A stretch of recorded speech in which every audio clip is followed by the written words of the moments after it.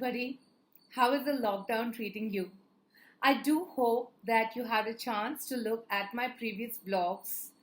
This week in Marin Talks, my vlog where I take you through the steps of financial planning, I talk about financial goals.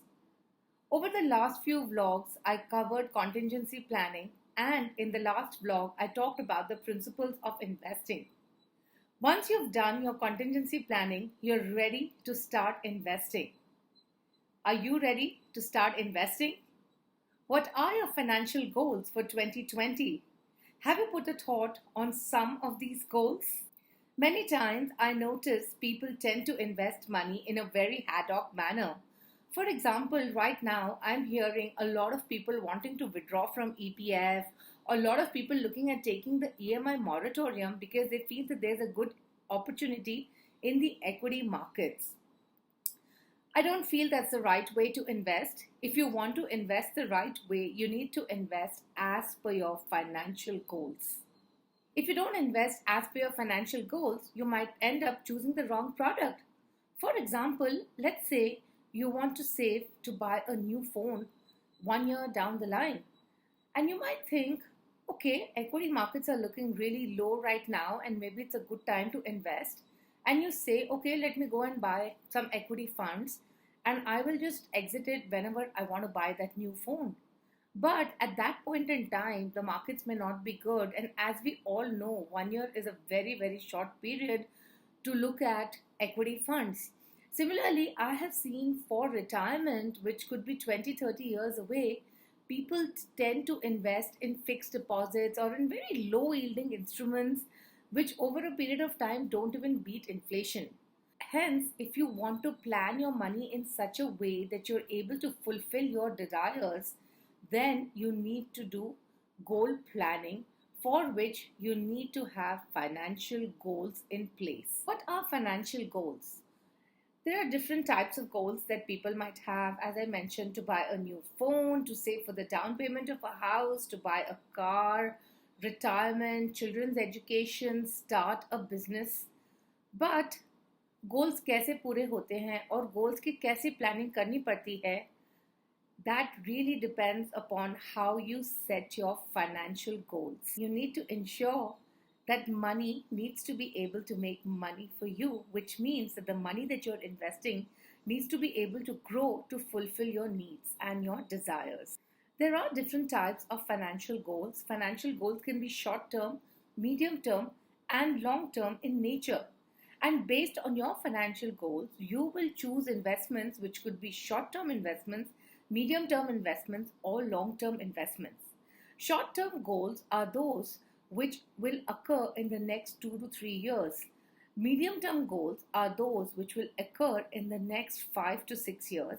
And long term goals are those which are 10 years and above. Irrespective of the period of the goal, goals need to be SMART. SMART stands for specific, measurable, attainable, reasonable, and time bound. When I ask people about their financial goals, I get answers like saying we are saving to grow our money or we are saving for a brighter future. But goals do not work like that. Goals need to be more specific in nature. So, which means who is involved in this goal? What am I trying to accomplish from this goal? When do I want to achieve this goal? And why do I want to achieve this goal? Let's take the example of saving for child's education. Who is involved in this goal? It's obviously your child, right? So when you're saying that my goal is child's education, you are being more specific because you are mentioning the person who's involved in this goal. The reason for having a goal is because you want to pay for your child's education, and you know when that's going to be happening. So then that makes the goal much more specific in nature. Goals also need to be measurable in the sense that you need to know how much money do you need for that goal. Again, so many times people tell me we're saving for our child's education, but have you forecasted how much money you require for that goal? And do you know exactly at that time how much money will you need with inflation in adjusted as well? So, goals need to be measurable, and hence, the child education goal needs to be that I want to educate my child 15 years down the line. At current cost, it costs me rupees 25 lakhs. Goals also need to be achievable, which means they should not be impossible to achieve. So you need to figure out, do you actually have the resources? Once you know that you're saving for a goal which is 15 years down the line, for which you need 25 lakh rupees as of today, which means that you need to be investing a fair bit of money. Now, do you actually have that amount of money with you to be able to invest for this particular goal or not? Hence, goals need to be achievable. You cannot have a goal saying, I need to save 2 crores for my child's education if you don't have the resources to pay for it. Goals also need to be realistic, which means that they need to be within reach. Again, this comes back to the same point of saying that if I don't have the resources for it, then this is not a realistic goal.